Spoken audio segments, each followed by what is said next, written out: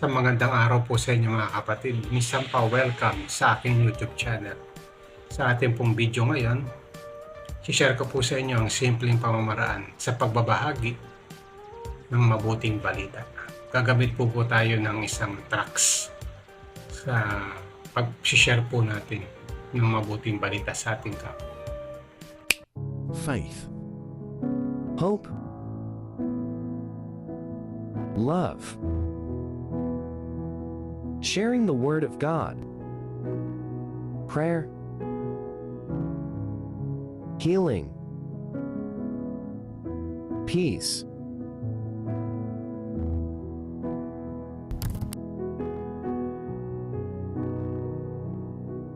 the voice of truth.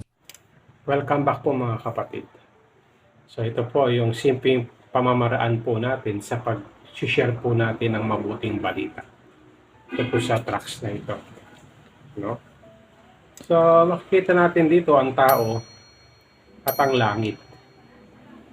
Dahil sa hadlang para ang tao po'y mapunta sa langit, ito'y dahil sa kasalanan.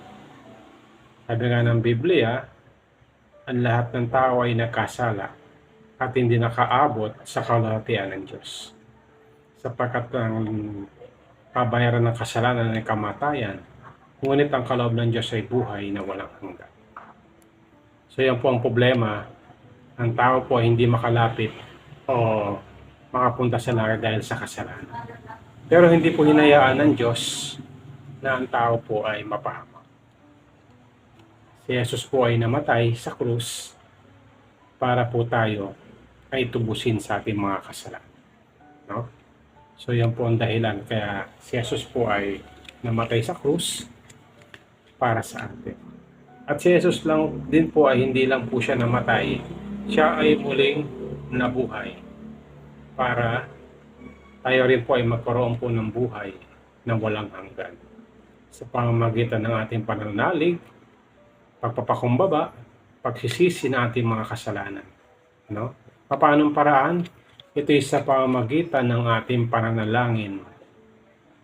So, ang pananalangin po ang susi para ang tao po ay magkaroon po ng relasyon sa ating Panginoon. No? Magsisi at magpakumbaba sa ating Panginoon. At hindi lang yon, kilalanin natin siya sa pamamagitan ng pagbabasa ng kanyang salita. Read your Bible. Hindi lang sa tinapay na bubuhay ang tao, kundi sa salita ng Diyos. Siyempre, pag binabasa natin yung salita ng Diyos, lumalalim yung relasyon natin sa ating Panginoon. At nakikilala natin siya bilang Panginoon ng ating buhay. Hindi lang tagapagligtas natin ang Diyos na si Kristo, kundi siyang igagawin natin Panginoon. At siyempre, pag ginawa natin siyang Panginoon, matututo tayo magmahal sa ating kapwa. No? Loving God, loving people, to win souls and make disciple. Nais ng Panginoon na tayo po ay lumalim sa kanyang relasyon sa pagbabasa, sa pananalangin, at patuloy na pagsunod sa kalooban ng ating Panginoon.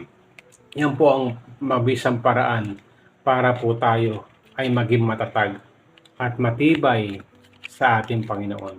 No? Kung makikita natin dito, ang tao po ay papunta dapat sa impyerno.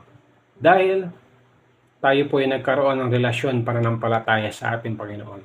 Destination po natin ngayon ay papuntang langit. No? Ayan.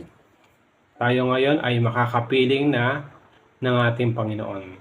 Sapagkat sinusulat sa atin ang salita ng Diyos para malaman natin na tayo po ay may buhay na walang hanggan sa pamamagitan ng pananalig at pagsunod natin sa kalooban ng Diyos.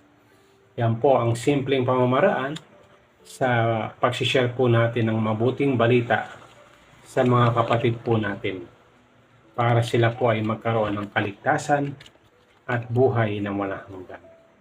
Maraming salamat po. Naway may natutunan po tayo sa maikli po natin pag-share ng mabuting balita. So maraming salamat po. Ingatan at pagpalain po tayo ng Panginoon.